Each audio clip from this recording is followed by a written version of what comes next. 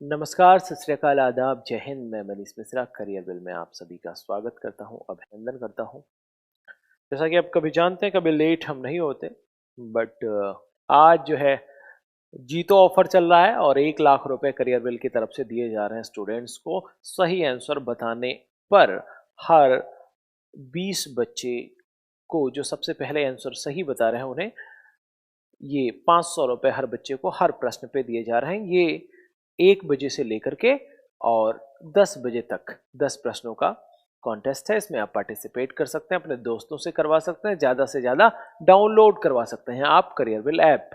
अब मान्यवर रत्नेश जी, स्वागत है आपका। शुभम, राकेश, राजेश, सबको ढेर सारी शुभकामना और गुड आफ्टरनून।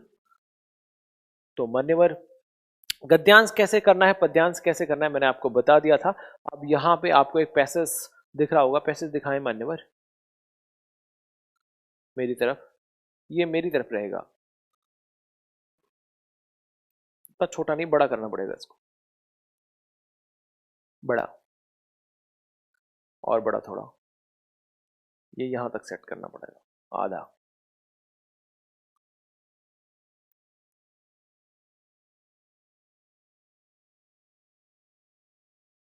हाँ बस बस, थोड़ा सा इधर, थोड़ा सा और इधर कट रहा है।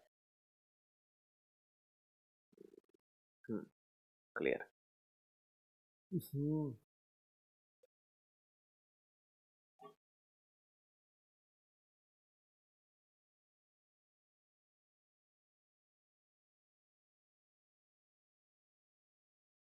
कट रहा है थोड़ा भी।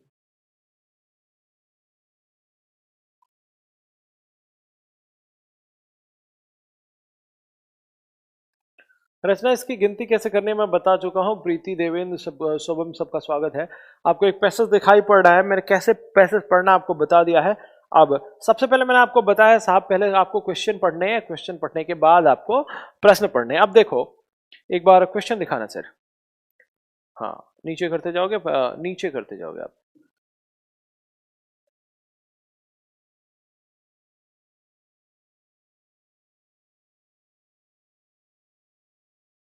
इसी में नीचे करते जाएंगे, हो जाएगा।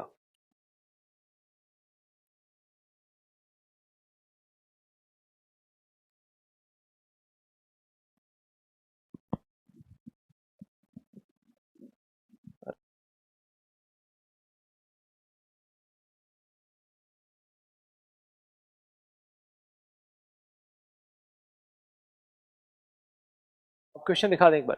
हाँ तो दोस्त, आप देख रहे होंगे आपके सामने क्वेश्चन है।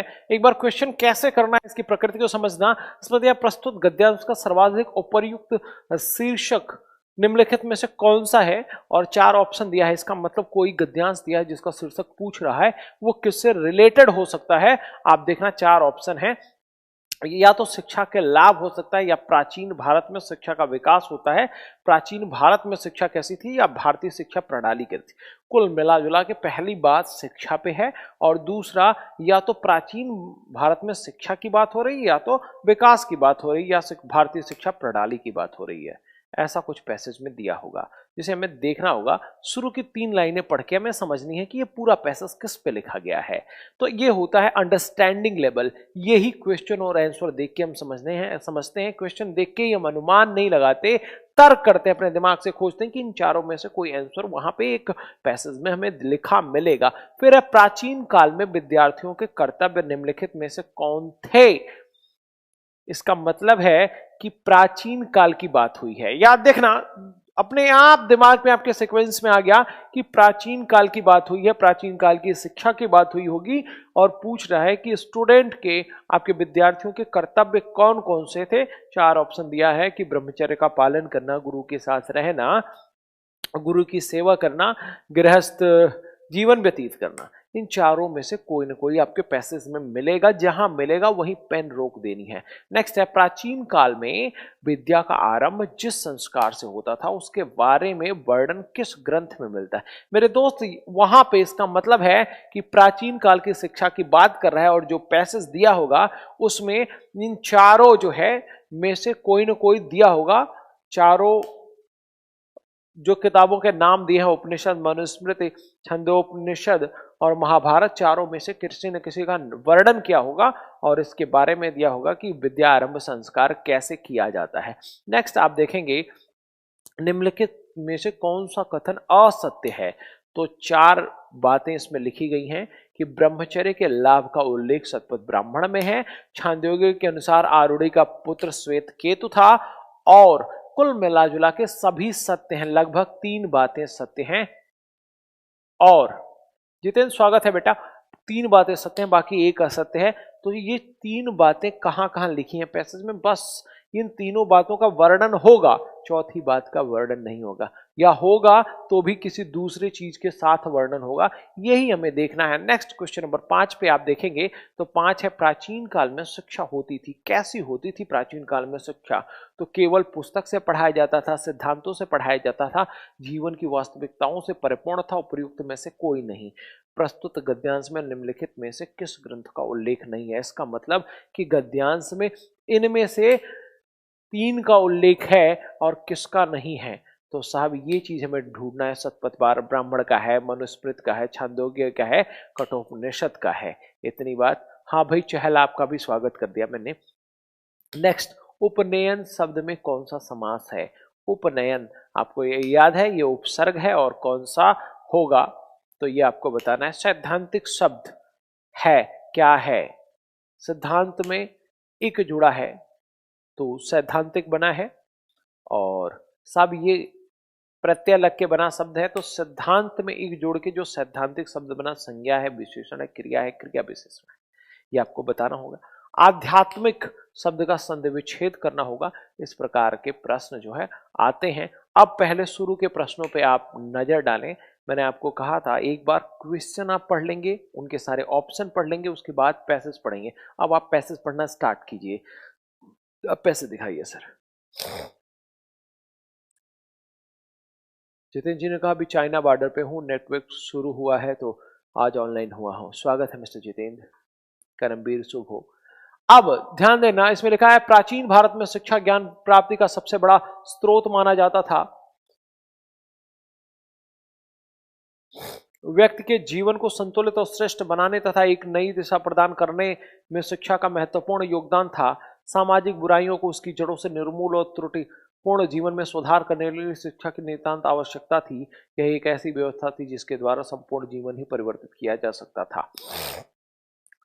तो व्यक्ति को अपने व्यक्तित्व का विकास करने, वास्तविक ज्ञान को प्राप्त करने और अपनी समस्याओं को दूर करने के लिए शिक्षा पर निर्भर होना पड़ता था। तो यहाँ पे जो है सीधी सी बात है कि ये किस पे पैराग्राफ है, प्रश्न पूछा था, इसका शीर्षक क्या है? तो प्राचीन भारत में शिक्षा। शुरू की 3 बातें किस पे बात की गई है? ये पुराने भारत में, प्राचीन भारत में शिक्षा की क्या दशा दिशा थी, कैसे शिक्षा का महत्व था, क्या समझा जाता था, उसके बारे में वर्णन हुआ है।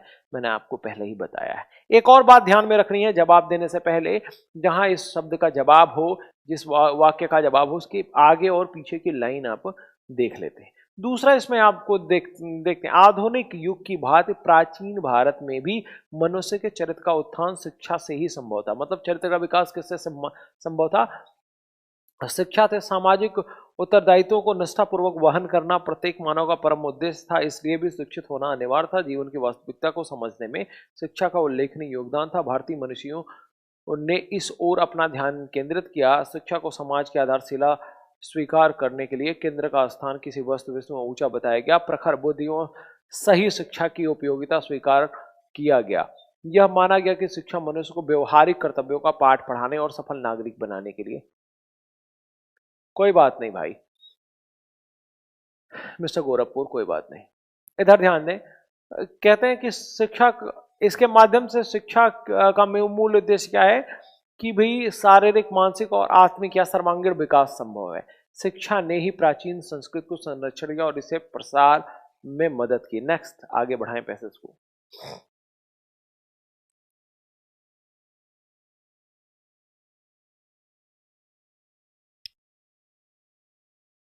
अब देखेंगे यहां पे आ गया, विद्या का आरंभ उपनयन संस्कार से होता था। उपनयन संस्कार के महत्व पर प्रकाश डालते हो मनु स्मृति में उल्लेख मिलता है कि गर्भाधान संस्कार द्वारा तो व्यक्ति का शरीर उत्पन्न होता था, पर उपनयन संस्कार द्वारा उसका आध्यात्मिक विकास होता था। तो प्रश्न का जवाब मिल गया, उपनयन वहां आया था। उपनयन विद्या आरंभ कब होता था? उपनयन संस्कार द्वारा। कहां उसका उल्लेख मिलता है? तो साहब अपने आप आपके दिमाग में आ गया कि इसकी बात तो दी होगी कहीं ना कहीं। भावी एसआई को बोलिए कि सिक्किम घूमने आए।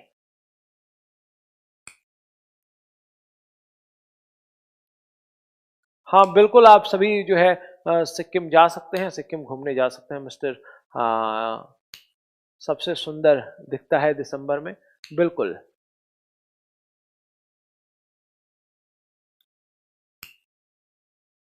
ठीक है भाई, इधर ध्यान दो आप। तो एक प्रश्न का तो आपको जवाब मिल गया। अब देखो, पहले से ही क्वेश्चन है हमारे माइंड में, जब पहले से ही क्वेश्चन है तो हम जवाब ढूंढते हैं। सवाल है तो जवाब ढूंढता है साहब, यहां ध्यान देना। दूसरा है कि प्राचीन काल में बच्चों को शिक्षा प्राप्त करने के लिए आचार्य के पास भेजा था, और शतपथ ब्राह्मण के अनुसार जो ब्रह्मचर्य ग्रहण करता था, तो क्या क्या ग्रहण करना पड़ता था? तो ब्रह्मचर्य ग्रहण करता था, वह लंबी अवधि की यज्ञावधि ग्रहण करता था, और छांदयोग निषद में उल्लेख मिलता है। तो तीन बातें हो गई इस गद्यांश में। मनुस्मृति भी दे दिया गया है, छांदोग्य उपनिषद भी दे दिया गया, और आपने देखा शतपथ ब्राह्मण की भी व्याख्या की गई। अब छांदोग्य उपनिषद में आरुणि ने अपने पुत्र श्वेतकेतु को ब्रह्मचारी के रूप में वेदाध्ययन के लिए गुरु के पास जाने को प्रेरित किया था। यह भी आया था। तीन ऑप्शन जो थे वहां से एक बात यहां से मिल गई कि ये बात। दूसरी बात है कि साधना का जीवन व्यतीत करना पड़ता था, इस अवस्था में बालक को ज्ञानार्जन करता था, उसका लाभ उसको जीवन भर मिलता था। गुरु गृह के लिए समिधा, समिधा मेरे प्यारे बच्चे लकड़ियों को कहते हैं, समिधा लकड़ियों को कहते हैं। समिधा जल का लाना तथा गृह कार्य करना होता था, उसका कर्तव्य माना जाता था। तो क्या कर्तव्य था आपको बता दिया गया। गृहस्थ धर्म की शिक्षा के साथ साथ वह श्रम और सेवा का पाठ पढ़ता था, और शिक्षा केवल सैद्धांतिक और पुस्तकी। यहां प्रश्न था कैसी शिक्षा थी, तो जैसे ही सैद्धांतिक आ गया तो यहां पे पैसेज और दिखाएं आप। हाँ पैसेज और नीचे है।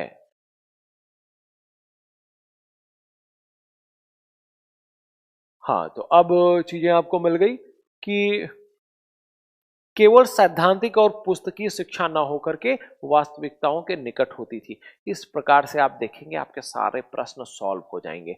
जो प्रश्न सॉल्व नहीं होंगे वो है व्याकरणिक प्रश्न। तो व्याकरणिक प्रश्न आप देखें कि मैंने आपको चार बातें यहां पे लिखी हुई हैं, ये आपको दिख रहा होगा कि समझ, अगर हमें समझ में आ जाए, पहले ही प्रश्न देखकर समझ विकसित करनी है। प्रश्न से समझ, प्रश्न से समझ, और उत्तर से अनुमान, और उत्तर से अनुमान, और उत्तर से अनुमान लगाना है। अगर ये धारणा आपके अंदर विकसित हो गई तो आप प्रश्न और उत्तर देखने के बाद सिर्फ और सिर्फ मेरे प्यारे दोस्त आप यही ढूंढोगे कि पैसेज में वो बातें कहां हैं, उनका वर्णन कहां हुआ है। आपकी आंखें बस वही देखने के लिए तरस रही होंगी, आपका दिमाग बस वहीं पे टिक जाएगा, रुक जाएगा, और आप प्रश्नों को सही करोगे। अब दूसरा है प्रयोग, कि शब्दों का प्रयोग कैसे करना है, उचित प्रयोग, व्याकरण का उचित प्रयोग आपको जानना पड़ेगा। व्याकरण का उचित प्रयोग आपको जानना पड़ेगा कि प्रत्यय कहां लगता है, कब संज्ञा होगा, कब विशेषण होगा, किस शब्द में क्या लगाकर क्या बनाया जाता है, ये सारी बातें भी आपको पता होनी चाहिए। तीसरा है, अगर आप पद्य कर रहे हो तो शब्द का अर्थ अगर पूछता है या इसका साफ विलोम शब्द पूछता है, विलोम या पर्यायवाची आप तभी बता सकते हो किसी शब्द का जब उसका आप अर्थ जानते हो, पर्यायवाची। और साथ ही साथ अगर ये पद्य होता तो इसका भाव जानना जरूरी था।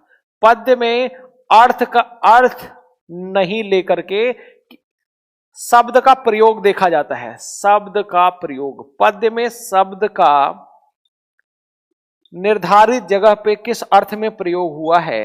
निर्धारित जगह पर प्रयोग, जगह पर किस अर्थ में प्रयोग हुआ है, ये ध्यान रखना है। किस अर्थ में प्रयोग हुआ है ये ध्यान रखना होता है। इस प्रकार से कोई बात नहीं जितेंद्र जी।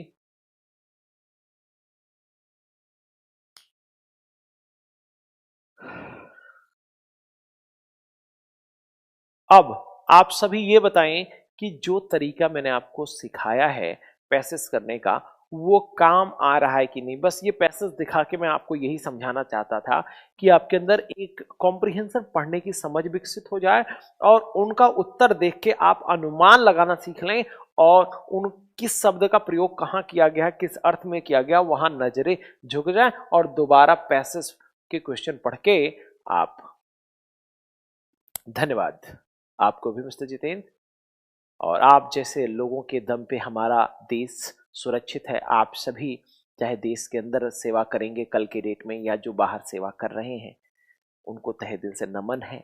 हमारे देश के सपूतों को हम दिल से, ऐसी यूनिट को, ऐसे बटालियन को, ऐसे माँ के लालों को नमन करते हैं, वंदन करते हैं। तो मेरे प्यारे दोस्त, बस आप एक जवाब अपना दें। आप सभी कमेंट करके बताएं क्या ये तरीका कारगर है कि नहीं। एक भी प्रश्न आपका छूटेगा नहीं, गलत नहीं होगा। अगर व्याकरणिक प्रयोग आप जानते हैं तो बस इतना बताएं। ये एक बार नोट कर लो, ये जो बातें मैंने आपको बताई हैं, और कमेंट करके एक बार जल्दी बताओ साहब, जल्दी आप सभी बताओ, फिर मैं समेटाऊं, फिर दूसरी बात आपको पद्य के माध्यम से समझाऊं और गद्य और पद्य में क्या अंतर होता है ये भी मैं आपको बताऊं। हाँ जी मान्यवर, जल्दी करें, कमेंट करके जवाब दो। हाँ जी, शुभम ने कहा यस, तरीका एकदम ठीक है, कभी भी एक भी प्रश्न गलत नहीं होगा। मैंने आपको कहा था कि जैसे ही प्रश्न से हमें समझ विकसित हो जाएगी कि ये कहानी किस पे लिखी हुई है, किस तरीके से ये कहानी बनी हुई है और उसका आंसर क्या होगा, ये सारी बातें आपको पता चल जाएंगी। हाँ बिल्कुल, जो है आप बनेंगे मिस्टर करमवीर, बिल्कुल।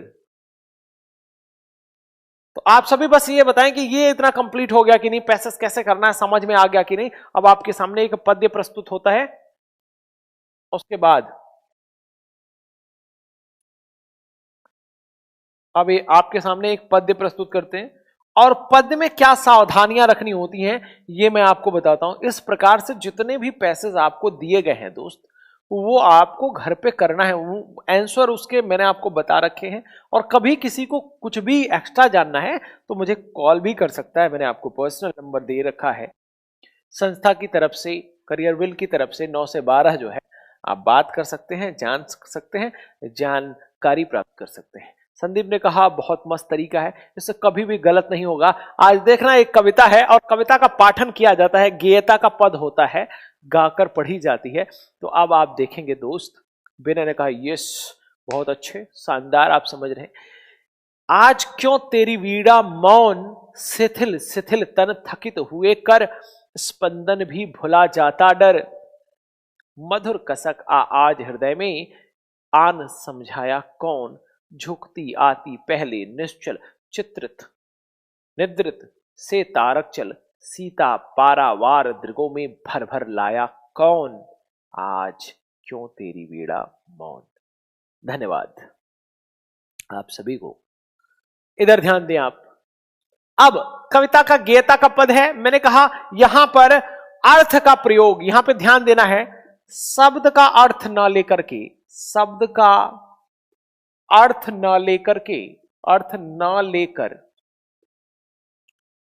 प्रयुक्त संदर्भ में प्रयुक्त युक्त संदर्भ में शब्द का अर्थ लेते हैं, प्रयुक्त संदर्भ में शब्द का अर्थ लेते हैं। याद रखना ये बात, शब्द का अर्थ लेते हैं, अर्थ लेते हैं। और दोस्त एक और बात याद रखनी है, जो हमेशा याद रखनी है, वो है पर्यायवाची शब्द, पर्यायवाची शब्द का सबसे ज्यादा प्रयोग अगर कहीं होता है तो पद्य में होता है, और पद्य ही पहचान है। पद्य ही क्या है? पहचान, एक अच्छे राइटर की पहचान है। ये नियमों कानून से मुक्त होती है, नियम कानून से मुक्त होती है। पद्य में पर्यायवाची शब्दों का प्रयोग ज्यादा किया जाता है, तो जितने ज्यादा आप शब्दों के अर्थ जानोगे, अगर डायरेक्ट पद्य पढ़ के आप प्रश्न करना चाहोगे तो प्रश्न आप नहीं कर पाओगे दोस्त। प्रश्न यदि आपको करना है तो आपको वही तरीका अपनाना होगा कि प्रश्न देखना होगा और प्रश्नों के उत्तर, प्रश्न देखकर समझ विकसित करनी होगी, समझ विकसित करनी होगी, और उत्तर देखकर तर्क लगाना होगा, और अपनी आंखों को, अपने दिमाग को तेज करना होगा कि ये उत्तर कहां ले जाते हैं। चार में से एक ऑप्शन तो है ही, आधार पहले से ही बटा पड़ा है, आपको सिर्फ और सिर्फ करना है। अब आप देखें, इस कविता के रचयिता हैं, चार ऑप्शन दे दिया। इस कविता के रचयिता हैं, चार ऑप्शन दे दिया, सुमित्रा नंदन पंत, सुभद्रा कुमारी चौहान, मीराबाई महादेवी वर्मा। इस प्रकार के प्रश्न आपके नहीं आते, हालांकि ये पैसेज में ये नहीं पूछा जाना चाहिए रचयिता, क्योंकि अपठित पाद्य जो है पद्य होता है तो उसमें रचयिता नहीं पूछता है। पठित आप पढ़े होते हैं तो उसमें पूछता है। तो दूसरा प्रश्न ले लेते हैं, नीरजा से उद्धृत इस कविता का आशय है। तो एक चीज, नीरजा जिसने भी लिखा उसकी, चाहे सुमित्रा नंदन पंत ने लिखा, महादेवी वर्मा ने लिखा, मीराबाई, सुभद्रा कुमारी चौहान ने लिखा, उसकी ये कहानी है। तो आशय क्या है? अर्थ मतलब आशय, ये क्या कहना चाहता है इस कविता के माध्यम से, कवि लेखिका क्या कहना चाहती है। न जाने आज क्यों उसका हृदय तंत्र बज नहीं रही है, ये कहना चाहती है। दुखों से आपूरिक हृदय तथा नेत्रों के अश्रुमय होने के बावजूद वीणा मौन क्यों है। विरह व्यथा की कसक तन मन को व्याकुल बना रही है, फिर भी आहें नहीं भर रही है, रहस्य प्रकट करने में न जाने क्यों असमर्थ है। फिर लास्ट है, ये भी दिख नहीं रहा, चौथा ऑप्शन नहीं दिख रहा मुझे, और प्रश्न को नीचे ले आए आप, प्रश्न नंबर 2 तक ही है। प्रश्न नंबर 3, विरह व्यथा की कथा अकथनीय है। इस कविता का उपर्युक्त शीर्षक क्या है? क्या होगा इसका उपर्युक्त शीर्षक? क्या होगा, ये आपको जवाब देना है। शीर्षक जब पूछता है तो ये आपको बताना पड़ेगा। सुधी बन छाया कौन, क्या ये शीर्षक होगा? आज क्यों तेरी वीणा मौन, क्या ये शीर्षक होगा? मौन वीणा का रहस्य, क्या शीर्षक होगा? हृदय में आन समाया कौन, मैंने शीर्षक कहा है। जब कविता का शीर्षक निकाला जाना हो, लिया जाना हो, तो उसका भावार्थ समझ के, हाँ, नीरजा करमवीर महादेवी वर्मा की बिल्कुल सही बात, अभी आगे और ज्यादा क्लियर हो जाएगा। आप देखेंगे कि कवित्री के बारे में यह निर्विवाद सत्य है कि वह है, याद रखना, यही बात क्लियर हो जाता है। वह क्या है कवित्री के बारे में? तो छायावादी, सुप्रसिद्ध छायावादी कवित्री थी महादेवी वर्मा। भाव व्यंजना की दृष्टि से यह कविता है। यहां पांचवा प्रश्न, चौथा प्रश्न जो है आपको नहीं करना है, पांचवा प्रश्न करना है। भाव व्यंजना की दृष्टि से यह कविता है, क्या है? दुर्बोध रचना है, मतलब कठिन है, श्रेष्ठ रचनाओं में से एक है। फिर और भी ऑप्शन दिखाएं महाराज। आरंभिक रचना है, प्रकृति चित्रण की दृष्टि से बेजोड़ है, क्या है? श्रेष्ठ रचनाओं में से एक है, आरंभिक रचना है, या प्रकृति चित्रण की दृष्टि से बेजोड़ है। तो ये कविता देख के आपको क्या लगा? तो आपने देखा कि तमाम बातें आपको देखने में मिल रही हैं प्रकृति चित्रण की, ठीक है।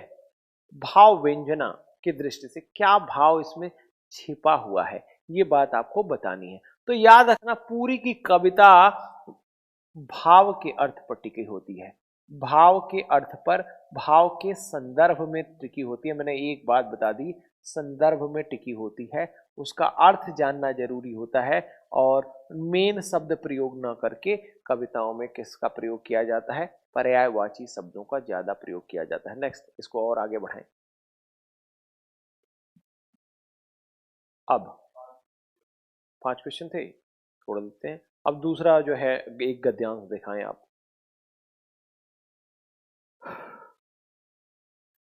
मेरे प्यारे बच्चों, बस ये आप बताओ, मैं क्वेश्चन नहीं करवा रहा आपसे, ना ही मैं आपको कुछ करवा रहा हूं, बस मैं ये कह रहा हूं कि पद्यांश यदि है तो पद्यांश करना कैसे है, क्या सावधानियां बरतनी है, क्या नहीं करना है, गद्यांश कैसे करना है, कैसे, अवबोध का मतलब होता है समझ, कॉम्प्रिहेंशन का मतलब होता है भाषा अवबोध, समझ। अब ये पैसेज आपके सामने है।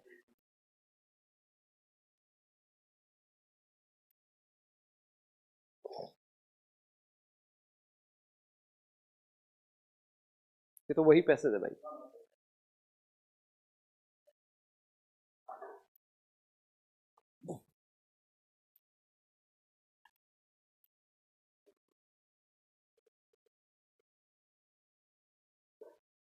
राजीव, ये लिखना है। हाँ जी, ये बातें लिखनी है भाई, ये लिखनी है, तभी तो ध्यान में रहेंगी। एक नया पैसेज आपके सामने आ गया। अब पैसेज नहीं पढ़ना, एक बार ध्यान देना, पैसेज तो पढ़ना नहीं होता, हमें क्या करना होता है,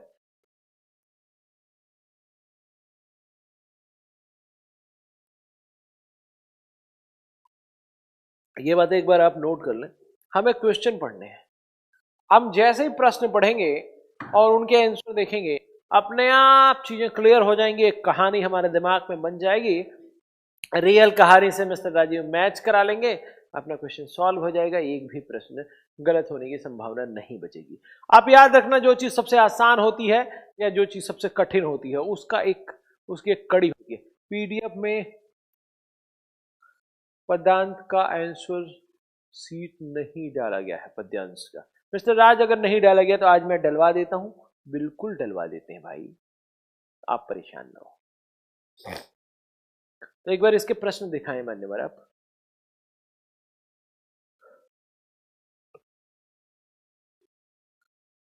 हाँ, पहला क्वेश्चन आपके सामने है, यज्ञोपवीत धारण कर सभी वेद व उपनिषदों की संख्या देने वाला क्या कहलाता था। मतलब जो जनेऊ पहन के, यज्ञोपवीत को जनेऊ कहते थे, पहनकर जो सभी वेद व उपनिषद की शिक्षा देता था, क्या कहलाता था। वेद के अंग, व्याकरण आदि पढ़ाने वाले को उपाध्याय कहलाता था। उपनयन आदि संस्कारों को संपन्न कराने वाला ब्राह्मण गुरु कहलाता था। उपनयन के पश्चात वेद की शिक्षा देने वाला आचार्य कहलाता था। चार ऑप्शन है, इसका मतलब कौन सा सत्य है, इसमें से तीन बातें इस पैसेज में दी गई हैं, एक बात सत्य नहीं है, बाकी तीन बातें सत्य हैं। इसका मतलब है कि ये जो भी कुछ दिया गया है, ये पुरानी परंपरा का पैसेज है, जिसमें हमें, सर जी इस बैच में हिस्ट्री कब स्टार्ट होगी। अंकुर जल्द ही स्टार्ट होगी भाई, अभी तो 4-5 क्लास मेरी ही बची हुई है, तो पहले हिंदी समाप्त हो जाए, इधर ध्यान दो। हमने कहा चार बातें हैं, इसका मतलब उपनयन संस्कार, वेदों के अंग, और कौन क्या क्या कहलाता था, कौन क्या जानता था क्या कहलाता था उसे, आचार्य किसको कहते थे, गुरु किसे कहते थे, उपाध्याय किसे कहते थे, ये सारा वर्णन इस पैसेज में मिलेगा हमें। ये हमारे दिमाग में समझ विकसित हो गई, प्रश्न को देख के, आंसर को देख के। दूसरा प्रश्न दिखाएं आप। प्रस्तुत पद्यांश में किस ऋषि का उल्लेख नहीं है। सीधी सी बात करता है, किस ऋषि का उल्लेख नहीं है, याज्ञवल्क्य, विश्वामित्र, मनु, या ये सभी किसका नहीं है। तो हम देखेंगे कि अगर कहीं पे भी इनका वर्णन आता है, किसका किसका उल्लेख है, तो हमें पता चल जाएगा किसका उल्लेख नहीं है। पूरा पैसेज ये करने का तरीका है, मतलब हम तर्क विधि द्वारा हम प्रश्नों को कर रहे हैं। नमस्कार मिस्टर रवि, स्वागत है आपका। प्रस्तुत गद्यांश में किस ग्रंथ का उल्लेख नहीं है, इसका मतलब साहब यहां बहुत सारे ग्रंथों की बात की गई है, बहुत सारे ग्रंथों की बात इसका मतलब की गई है। तो यहां पे चार ग्रंथों के नाम दिए हैं। मिस्टर रवि यार, एक बार हो गया, नमस्कार, शुभ हो, मंगल हो, इतनी बार नहीं करते, एक बार। बाकी कमेंट फिर ध्यान में नहीं दूंगा, इधर ध्यान दे, बहुत ऊंची चीज बता रहा हूं। प्रस्तुत गद्यांश में निम्नलिखित में किस ग्रंथ का उल्लेख नहीं। मैंने कहा जैसे इस तरीके के प्रश्न आए, आपको देखना कि कम से कम तीन बातें, मतलब तीन का उल्लेख तो है ही है। इतनी बात क्लियर हो गई। मिस्टर रवि, आपको ब्लॉक करा दिया जाए, 10 बार एक कमेंट आप लिख चुके हैं, तो रियल क्वेश्चन बच्चा नहीं पूछ पाएगा। आप सभी थोड़ा नम्रता, विनम्रता, सौहार्द, इनका परिचय दें। कल आप अफसर रहेंगे, ऐसा ही रहेंगे। तो बेटा आप समझें, एक बार एक कमेंट कहता हूं बहुत है।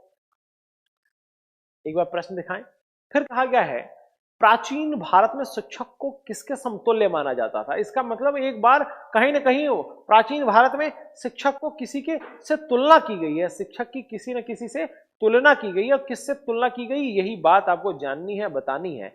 नेक्स्ट है कि प्राचीन भारत में शिक्षक की किसके समतुल्य था।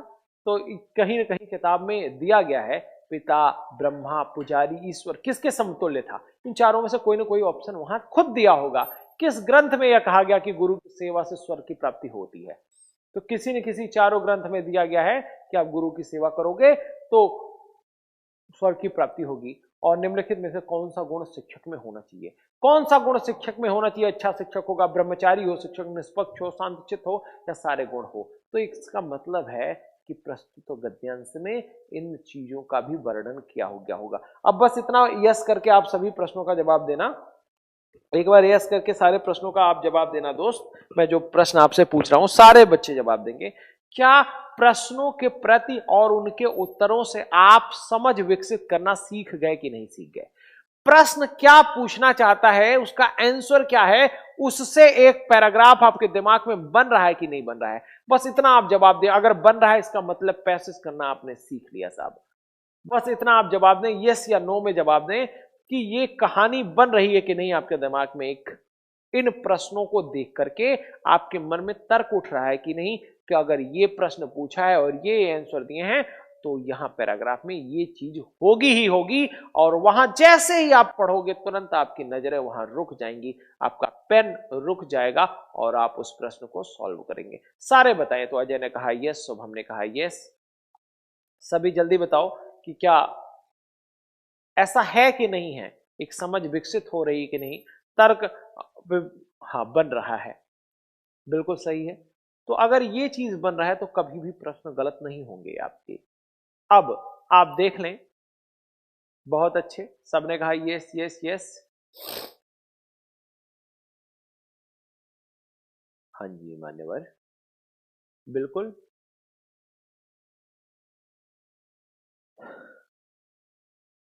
अब प्रश्नों पे आ जाओ, प्रश्नों पे आप आ जाओ जल्दी।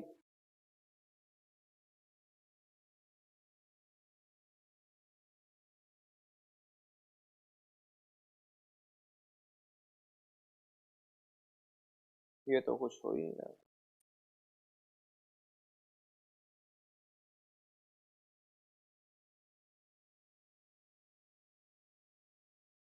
इसमें फिर प्रश्न दिया है कौन शिक्षक का समानार्थी है, कौन शिक्षक का समानार्थी है। फिर दिया है जिसका मन शांत हो उसे क्या कहते हैं, और ब्रह्मलोक में कौन सा समास है।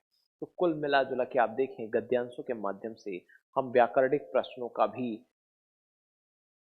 जवाब देना सीखते हैं और जवाब देते हैं। अगर ऐसे आप पैसेज करते हैं तो आपका व्याकरण भी शुद्ध होगा और भाषा तो शुद्ध होगी होगी ही। अब आप देखें सीधी सी बात, जैसे ही आपने पैसेज देखा, इसमें लिखा है प्राचीन भारत में शिक्षक को पिता से अधिक महान बताया गया है, समाज में उसका स्थान सर्वोच्च था, और श्वेताश्वर उपनिषद में गुरु को ईश्वर के पद पर रखा गया, उसे परम श्रद्धास्पद बताया गया। अब एक चीज तो क्लियर हो गया कि उसे क्या माना गया, श्वेताश्वर उपनिषद में गुरु को ईश्वर के पद में रखा गया, ईश्वर के स्वरूप। शीर्षक निकालने का कोई ट्रिक बता दीजिए सर। संदीप जी मैंने कहा शीर्षक निकालने का शुरू की 3 लाइनें आप खुद लिखो, अगर कोई टॉपिक लिखोगे शुरू की 3 लाइनें देखनी है, 3.5 लाइनें देख सकते हो, 4 ज्यादा से ज्यादा। वो जिस भी बात पे कोट करेगा, मतलब बार बार उसी से रिलेटेड बात होगी, चोट करेगा जिस बात पे, वही उसका शीर्षक होता है।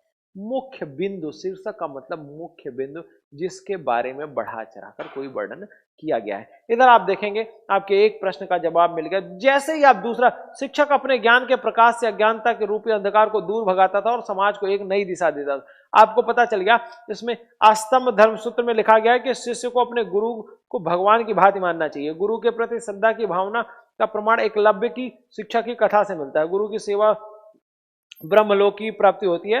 मत्स्य पुराण में लिखा है कि मनुष्य तपस्या, ब्रह्मचर्य, अग्नि और गुरु की शुश्रूषा से स्वर्ग प्राप्त करता है। ये सारी बातें आप देखेंगे कि इतना कुछ मैं करवा नहीं रहा, बस इतना आपको बता रहा हूं कि अगर आप करोगे तो सारे के सारे प्रश्नों के जवाब आपको मिल जाएंगे। कहते हैं शिक्षक को क्या होना चाहिए, तो महाभारत में उल्लेख मिलता है शिक्षक को विनयी होना चाहिए, विनम्र होना चाहिए, निष्पक्ष होना चाहिए, नैष्ठिक होना चाहिए, ब्रह्मचारी होना चाहिए, शांतचित्त होना चाहिए, प्रखर बुद्धि वाला होना चाहिए, व्याख्या करने में कुशल होना चाहिए।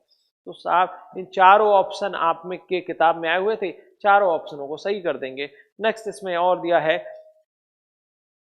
कि आचार्य की यत्नपूर्वक पूजा करनी चाहिए। नेक्स्ट है कि साहब याज्ञवल्क्य उपनयन के पश्चात वेद पढ़ाने वाले को आचार्य मानते हैं। मतलब आचार्य किसे मानते हैं? पहला ही प्रश्न, यज्ञोपवीत के बाद जो वेद पढ़ाता है आचार्य, ये कथन सत्य हो गया। पहला क्वेश्चन देखो, यहीं से जैसे ही मिला, चूंकि हमारे दिमाग में था यज्ञोपवीत कराने वाला क्या कहलाएगा? आचार्य कहलाएगा। फिर नेक्स्ट आगे तुरंत मिल गया, मनु के अनुसार ब्राह्मण शिष्य का यज्ञोपवीत करके उपनिषद सहित सब वेद की शाखा को पढ़ाता है, उसे आचार्य कहा जाता है। ये भी बात सत्य है। अपने शिष्यों को जो धन आदि लेकर परिवार का पालन पोषण करता है उसे उपाध्याय कहते हैं। उपाध्याय किसे कहते हैं? जो वेद के अंग की शिक्षा नहीं देता, जो अपने घर का पालन पोषण करने के लिए पढ़ाता है। इसलिए ये बात गलत हो गई। नेक्स्ट है उपनयन के पश्चात वेद की शिक्षा को देता है, आचार्य होगा। ये भी बात सत्य हो गई। तो आपको पता चलेगा कि उपाध्याय किसे कहते थे, दूसरा वाला गलत हो गया। तो बस इतना, हमें सिर्फ दो बातें जाननी है, शीर्षक शुरू के 3 लाइनों से, निष्कर्ष लास्ट की 3 लाइनों से, और जिस बिंदु से सारे बिंदु टकराते हैं वो मूल भाव हो गया, भावार्थ हो गया, सारांश हो गया। इतनी बात क्लियर है। कवि क्या कहना चाहता है आप खुद कवि के रूप में होकर महसूस करें। शब्दों का अर्थ आपको जानना आना चाहिए। आप प्रश्न पढ़ें, प्रश्न से समझ विकसित करें। आप एक ही चीज मैंने कहा, प्रश्न से समझ विकसित करें और उसके उत्तरों से अनुमान की चर्चा करेंगे, अनुमान लगाएंगे और निश्चित रूप से आपकी सारे जवाब सही होते जाएंगे। एक और कविता देख लेते हैं, एक और कविता दोस्त। कविता है, लक्ष्मी थी या दुर्गा थी वह स्वयं वीरता की अवतार, देख मराठे पुलकित होते उसके तलवारों के वार, नकली युद्ध व्यूह की रचना और खेलना खूब शिकार, सैन्य घेरना दुर्ग तोड़ना ये थे उसके प्रिय खिलवाड़, महाराष्ट्र कुल देवी उसकी भी आराध्य भवानी थी, अब बुंदेले हर बोलो के मुंह हमने सुनी कहानी थी, खूब लड़ी मर्दानी वो तो झांसी वाली रानी। ये कविता सबने पढ़ी होगी अपने जीवन में। कहते हैं उपर्युक्त पद्यांश का सही शीर्षक क्या हो सकता है दोस्त? अब आप देखना, सही शीर्षक जब हम पद्यांश में करते हैं, याद रखना, जब सही शीर्षक हम पद्यांश में करते हैं तो कहते हैं कि पद्यांश में ये ट्रिक काम नहीं करती कि शुरू के 3 लाइनों में पूरी कविता जिस पर आधारित होती है, पूरा पद्य जिस पर आधारित होता है, वो मूल बिंदु, मूल विषय जिसके लिए पूरी कविता बनाई गई है, वो उसका शीर्षक होती है। तो आपने देखा 4 ऑप्शन दिए हैं, झांसी की रानी होगा, 1857 का गदर होगा, महाराष्ट्र की कुलदेवी होगी, अंग्रेजों का आक्रमण होगा। तो आप 2 ऑप्शन आपके सामने, तो आप पहले कट हो जाएंगे, अंग्रेजों का आक्रमण और 1857 का गदर। तो 2 ऑप्शन बचे, झांसी की रानी और महाराष्ट्र की कुलदेवी। हाँ बिल्कुल, सुभद्रा का कुमारी चौहान की ये है, और ये वीरोचित कविता है, बहुत अच्छी कविता है, बचपन में आपने पढ़ी होगी। नेक्स्ट है साहब कि इस कवित्री का नाम क्या? सुभद्रा कुमारी चौहान। चूंकि आपने पढ़ा था तो आपको पता चल गया। अब देखो, कहते हैं कि भाव क्या है। पद्यांश में पहले प्रश्न नहीं पढ़ते, नहीं भाई, पद्यांश में भी पहले प्रश्न ही पढ़ते हैं, पद्यांश में भी पहले प्रश्न ही पढ़ते हैं। प्रश्न गद्यांश हो या पद्यांश, पहले प्रश्न ही पढ़ेंगे। झांसी की रानी इसका सही आंसर हो गया, बिल्कुल सही बात है। अब आप देखो, इस कविता में प्रयोग किया गया रस, रस उसे कहते हैं जो लास्ट में अस्थाई भाव का रूप लेता है। मतलब अगर किसी कविता को सुन के अंतिम भाव जो आप महसूस करते हैं वो रस कहलाता है। अब आप देखना, मैं इसको पढ़ रहा हूं, बुंदेले हर बोलो के मुंह हमने सुनी कहानी थी, खूब लड़ी मर्दानी वो तो झांसी वाली रानी। उत्साह में आ जाते हैं कविता को पढ़ के, और साहब जहां उत्साह होता है, स्थाई भाव जिसका, उसे हम वीर रस कहते हैं। तो अपने आप ये क्लियर हो गया। नेक्स्ट जो है, अब देखेंगे, अधिकांश रचनाएं क्या हैं तो ये आपको पता नहीं है इनके बारे में ज्यादा, लेकिन पांचवा प्रश्न का जवाब आप देंगे तो मैं समझूंगा कि आपके अंदर समझ विकसित हुई है कि नहीं। सारे प्रश्नों को आप, पांचवें प्रश्न का सारे बच्चों को जवाब देना है साहब। पांचवें प्रश्न का जवाब आप देखिए। पांचवें प्रश्न का जवाब, खूब लड़ी मर्दानी वह तो झांसी वाली रानी थी, में मर्दानी शब्द का क्या अर्थ है? मर्दानी शब्द का, मुझे लगा आप पिएंगे, तो मर्दानी शब्द का क्या अर्थ है? क्या इसके अलावा कोई और पैसेज है अभी? इन दोनों के अलावा भी कोई और बना है?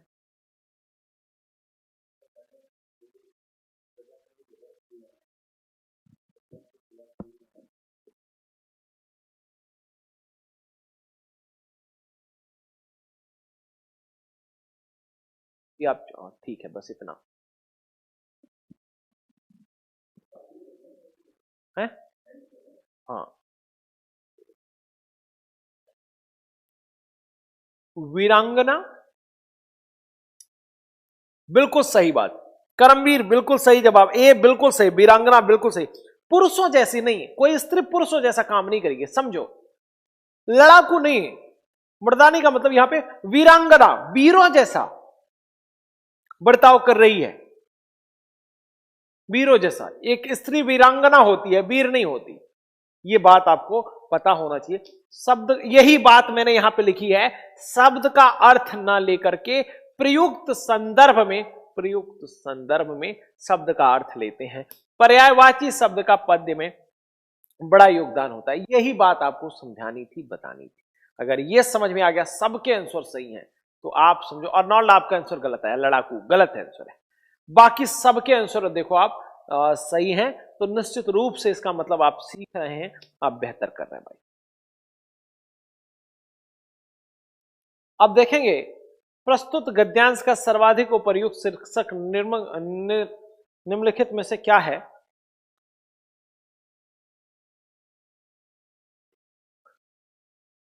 प्राचीन काल में शिक्षा, भारतीय शिक्षा, प्राचीन भारत में अध्ययन के विषय। चार बातें, इसका मतलब इन्हीं चारों में से कोई है जिसके बारे में लिखा होगा। मैं लिखा वैदिक काल में निम्नलिखित में से किस विषय की शिक्षा दी जाती। इसका मतलब है वैदिक काल का भी वर्णन होगा पैसेज में, और क्या क्या पढ़ाया जाता था यह भी वर्णन होगा। फिर आप देखें, यही समझ है, यही समझ विकसित हो गई तो काम हो गया। फिर है वेद त्रयी के अंतर्गत निम्नलिखित में से कौन से शामिल नहीं किया जाता।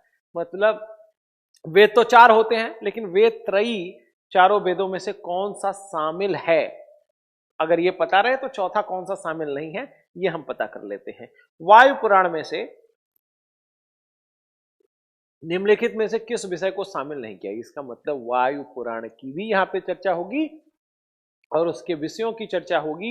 इन चारों में से कौन सा सम्मिलित नहीं है। फिर आप देखेंगे मनु ने अनुसार वैश्यों को निम्नलिखित में से किस विषय की शिक्षा ग्रहण करनी चाहिए। इसका मतलब पैसेज में मनु ने यह भी बताया होगा किसको किस प्रकार की शिक्षा देनी चाहिए, और कहीं ना कहीं पैसेज में यह दिया होगा कि वैश्य जो लोग होते हैं उनको क्या शिक्षा देनी चाहिए। प्रस्तुत गद्यांश में निम्नलिखित में से किस विषय का उल्लेख नहीं किया गया है? तो साहब आप देखेंगे कि राजनीति, धर्मशास्त्र, दंड शास्त्र और रसायन शास्त्र, सारी बातों में किसका उल्लेख नहीं किया गया है। फिर काव्य शास्त्र में कौन सा समास है? क्लियर नहीं दिख रहा? नहीं भाई, सबको क्लियर दिख रहा है, आपको भी मिस्टर अकरम क्लियर दिखना चाहिए। नेक्स्ट है अध्ययन का संधि विच्छेद क्या होगा। अब आपने संधि पढ़ी हुई है, आप जवाब देंगे। अर्थशास्त्र शब्द क्या है? संज्ञा है, प्रविशेषण है, विशेषण है, क्रिया है। इस प्रकार से आप देखेंगे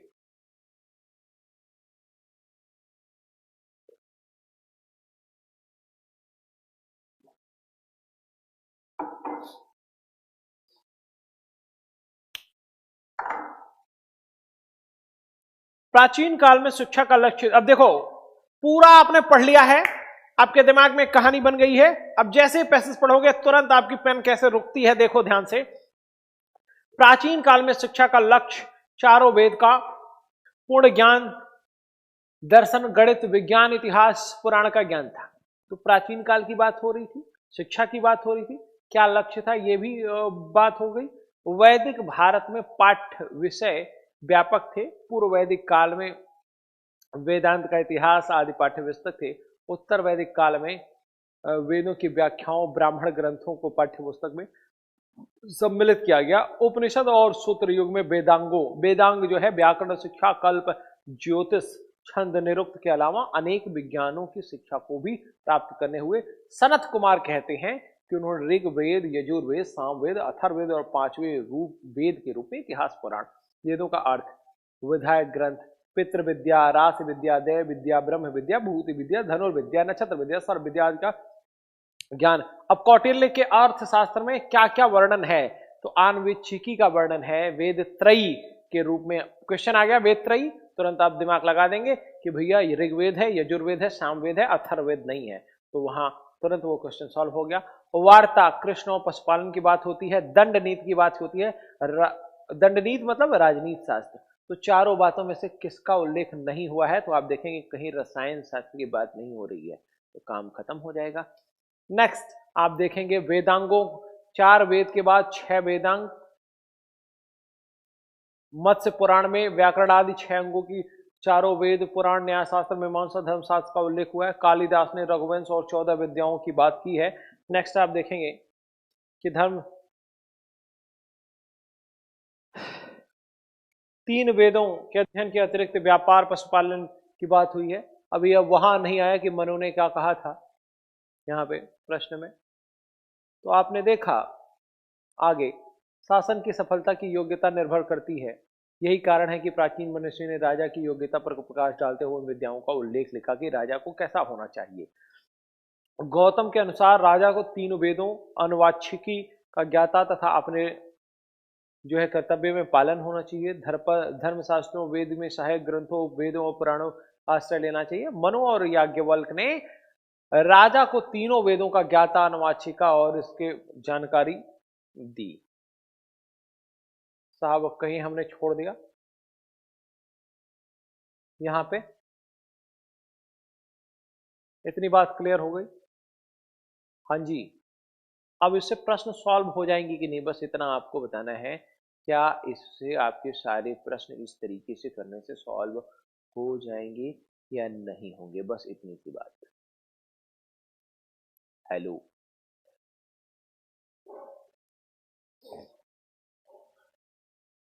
लास्ट पद्य हम कर रहे हैं। एक बार यस बोलो भाई।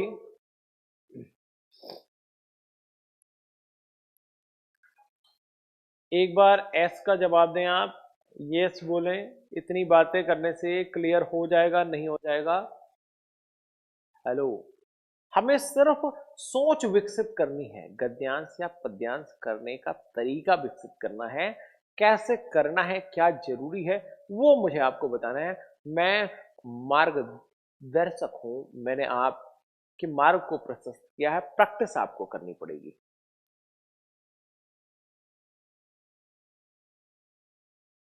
शुभम बेटा, पहले प्रश्न पढ़ने होते हैं, लास्ट क्लास में मैंने बताया था, फिर आपको उसके उत्तर पढ़ने होते हैं, फिर आपको पैसेज पढ़ने होते हैं। राहुल ने कहा हाँ हो जाएगा सर, कुणाल ने कहा हो जाएगा, शुभम ने कहा हो जाएगा।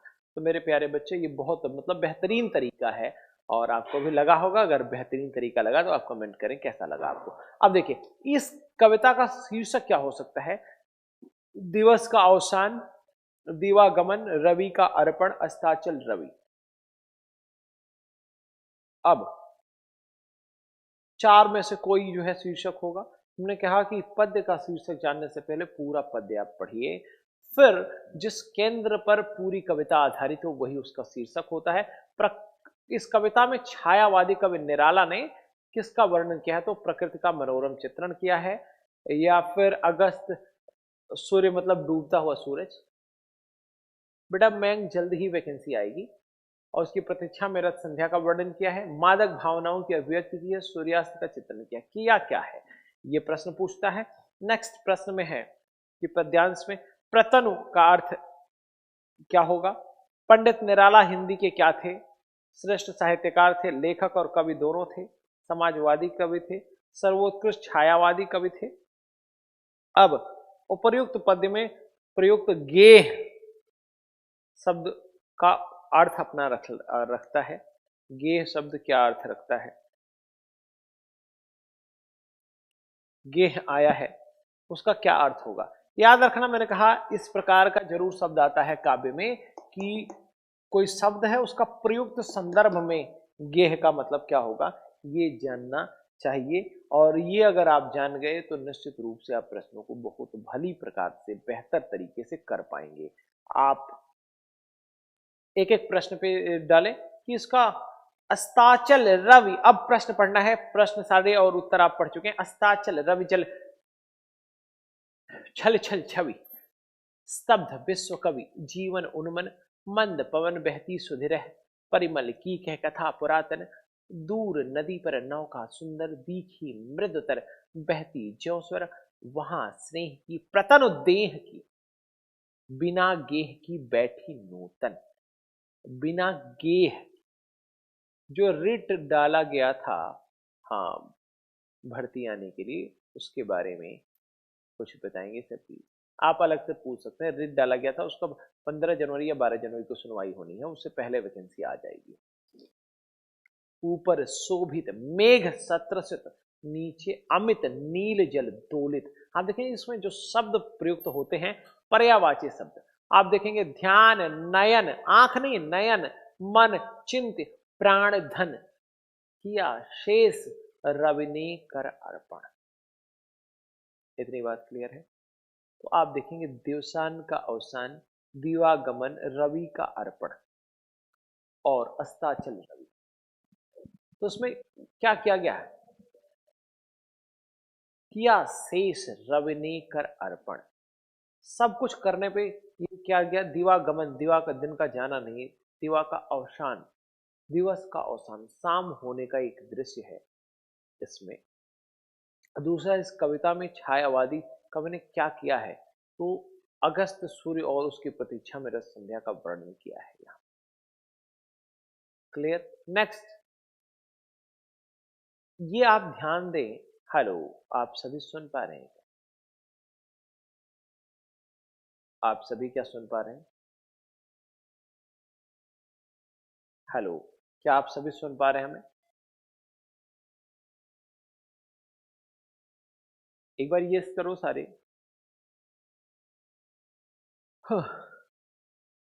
एक बार सारे यस करो। हेलो, एक बार यस करो भाई सारे।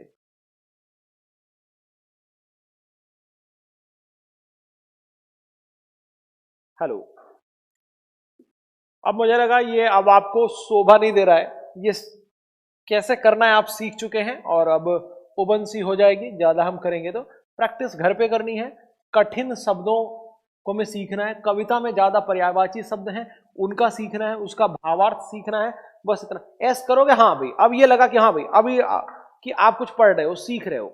राकेश, अजय, एसआई, राजीव, राहुल, शुभम, राकेश, तो अब ये कैसे करना है, बस एक लास्ट आंसर, कैसे करना है सीख गए कि नहीं, एक बार फिर से बता देता हूं। प्रश्न पढ़ना है, प्रश्न और उसके उत्तर और उसके विकल्प,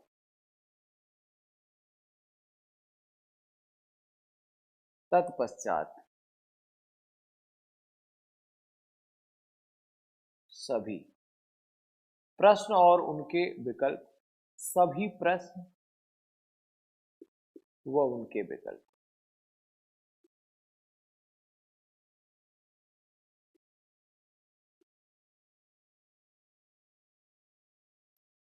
तत्पश्चात मतलब बाद में, तत्पश्चात पैसेज, गद्यांश या पद्यांश,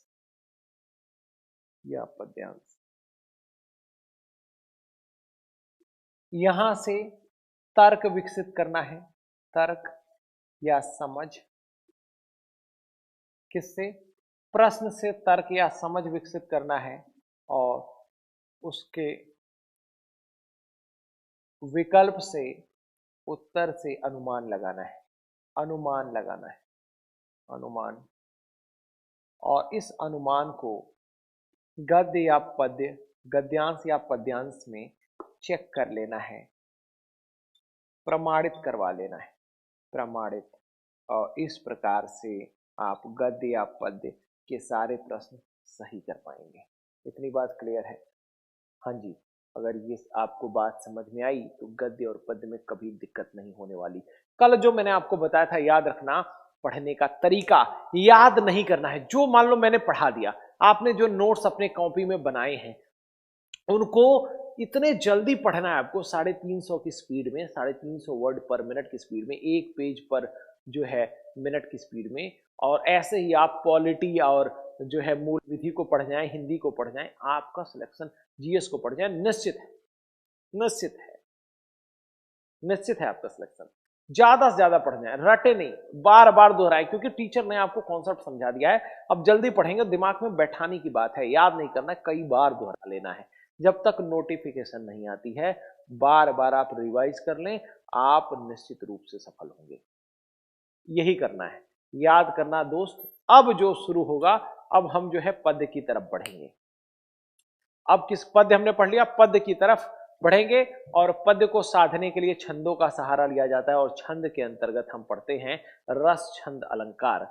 और इसके बाद हम हिंदी साहित्य का इतिहास, और हिंदी साहित्य के इतिहास के पहले उद्भव और विकास पढ़ेंगे। कई बच्चे कह रहे थे कि सर पत्र लेखन जरूर बताऊंगा।